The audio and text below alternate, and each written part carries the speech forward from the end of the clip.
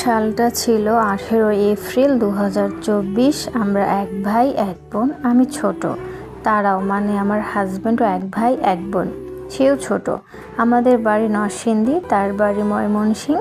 আমার বাবা প্রবাসী ছিল, আজ 3-4 বছর হয় দেশে একেবারে চলে আসে। তার বাবার ছিল মুদির দোকান, সেও ছিল বেকার। সম্পর্কে আমার মেজো আন্টির ভাসুরের ছেলে।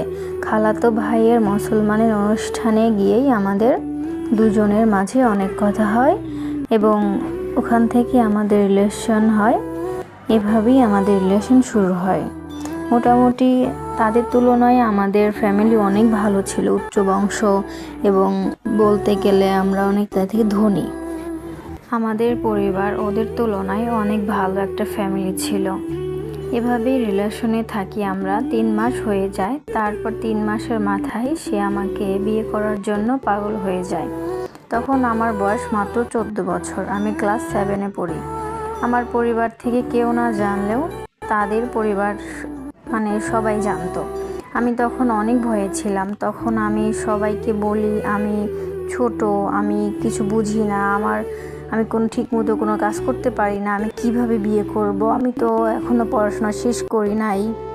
আমি তখন বারবার বলি আমি কাজ কাম কোনো কিছু পারি না, আমি এখন বিয়েটা করতে চাই না। তখন ওনার মা মানে আমার শাশুড়ি আমাকে বলে আমি তোমাকে মেয়ের মতো রাখবো, পড়াশোনা করাবো, কোনো কাজ করতে দিব না। সেও তখন আমাকে বলেছিল মানে আমার হাজব্যান্ড, শরীরে 1 ফোঁটা রক্ত থাকতে তোমায় কষ্ট করতে দিব না। এভাবেই সবাই কথা বলে। তখন সবার পছন্দ হয়, আর আমার তো আগে থেকেই পছন্দ ছিল তাকে। এজন্যই আমি তখন আর কিছু বলতে পারি না, আমিও বিয়েটা করে নিই। 18 এপ্রিল 2024 আমাদের বিয়ে হয়। ছোট করে অনুষ্ঠান হয়, সবই প্রায় ঠিকই ছিল। আমরা দুজন অনেক সুখে ছিলাম, অনেক ভালো ছিলাম।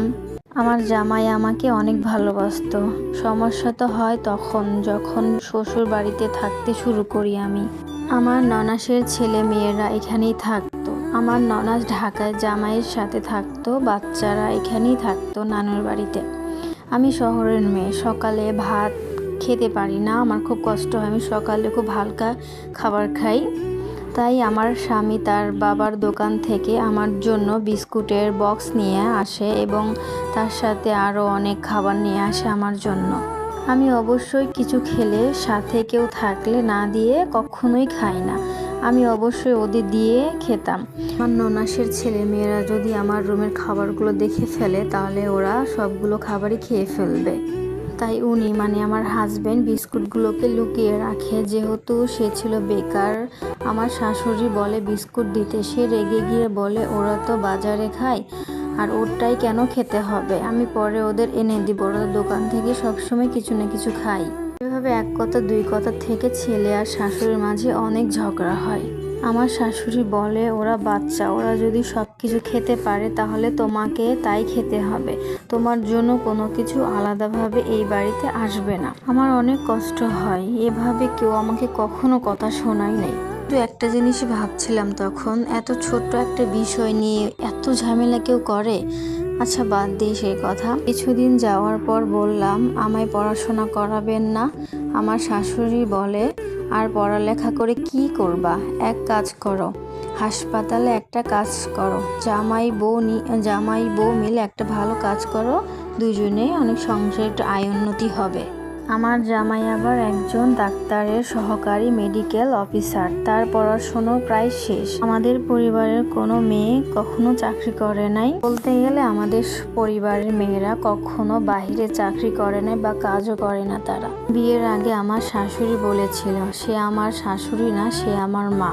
তাহলে এখন কেন কোনো কথার মিল পাই না আমি আমার আম্মুকে কল দিয়ে বলি আম্মু আমার ভালো লাগছে না, আমায় নিয়ে যাও। তারপর আম্মু বলল আন্টির ঘরে যাও না, তুমি বাসায় একা একা থাকো, আন্টির মতো যেতে পারো, আন্টির সাথে কথা বললে ভালো লাগবে তোমার। আমি বললাম আমার অশান্তি ভালো লাগে না। এভাবেই অনেক দিন কেটে যায়। আমি তাদের সাথে মানিয়ে নেওয়ার চেষ্টা করি। একদিন রান্নাঘরে এসে শাশুড়িকে জিজ্ঞেস করি মা আপনার বিয়ে হয় কিভাবে, কাহিনীটা বলেন, আমার তো কাহিনী শুনতে অনেক ভালো লাগে, আপনি শোনাবেন আপনার বিয়ের কাহিনীটা কিভাবে হলো। আমার শাশুড়ির মুখ কালো করে ফেলে, কিছু বলে না। এরপর ওই কথা আমার জেঠি শাশুড়িকে বলে, এই মেয়ে এক্ষুনি এই কথা বলে সারা জীবন কি না করবে। আমার জেঠি শাশুড়ি বলে, সে তো ছোট মানুষ, বুঝে না, আস্তে আস্তে বুঝতে পারবে, সব কিছু বুঝে যাবে। এভাবে তোর সাথে জেদ বা রাগারাগি করলেও তো কিছুই বুঝবে না। জেঠি শাশুড়ি আমার আন্টিকে সব বলে দেয়, আন্টি আবার আমায় বলে। রাতে যখন আমার স্বামী আমার ঘরে আসে, তার আগেই তার মা তাকে অন্য রুমে ডেকে নিয়ে যায় এবং নিয়ে গিয়ে উল্টাপাল্টা কথা বোঝায়। আমি খারাপ ব্যবহার করি, সারাদিন তাদের সাথে মিশতে পারি না, কোনো কথা বলি না, আর সবসময় ঘরে বসে থাকি। বাড়ির কাজে কোনো কাজেই আমি সাহায্য করি না, হেল্প করি না, উল্টাপাল্টা কথা বলে তার মাথা গরম করিয়ে দেয়। রুমে এসে সে আমার সাথে অনেক খারাপ আচরণ করে, আমার অনেক কষ্ট লাগে। আমি তার কাছে কান্না করতে করতে মাফ চাই যে আমার ভুল হয়েছে, আপনি আমাকে ক্ষমা করে দিন, আমার আর এই ভুল হবে না। তারপরে গিয়ে আমি আমার শাশুড়ির হাত পা ধরে ক্ষমা চাই, কান্না করতে করতে পা ধরে আমি মাফ চাই যে আম্মু আমার ভুল হয়ে গেছে, আপনি আমাকে ক্ষমা করে দেন, আপনিই তো বলেছিলেন আপনি আমার শাশুড়ি না, আপনি আমার মা। এই জন্যই আমি আপনাকে ফ্রি মাইন্ডের কথাটা জিজ্ঞেস করেছিলাম, আর মাকে তো সব কথাই বলা যায়। আপনি আমাকে মাফ করে দিয়েন, আমি বুঝি নাই। আমার মার সাথে আমি ফ্রি, শুধু মা নয়, আমার পুরো পরিবারের সাথেই আমি ফ্রি মাইন্ডের কথা বলতে পারি, আর তারাও আমার সাথে ফ্রি মাইন্ডের কথা বলে। যে কথাগুলো একটা মেয়ে তার বান্ধবীর সাথে শেয়ার করে, সেই কথাগুলো আমি আমার পরিবারের সাথে শেয়ার করতে পারি। এতটাই ফ্রি মাইন্ডের আমরা সবাই ছিলাম, সব কথা আমি আমার মা বাবার সাথে বলতে পারি। হ্যালো, আসসালামু আলাইকুম, আমি মিমি রহমান। আপনাদের নরসিংদী জেলার একটা মেয়ের জীবনের গল্প শোনাচ্ছিলাম। মেয়েটা তার নাম ভিডিওতে গোপন রাখতে বলেছে। মেয়েটার শাশুড়ি তাকে কালো জাদু করে, সেই নিয়েই গল্পটা। আর আমার ভিডিও যদি আপনাদের ভালো লেগে থাকে প্লিজ শেয়ার করে দিবেন আর আমার পাশে থাকবেন। আল্লাহ হাফেজ।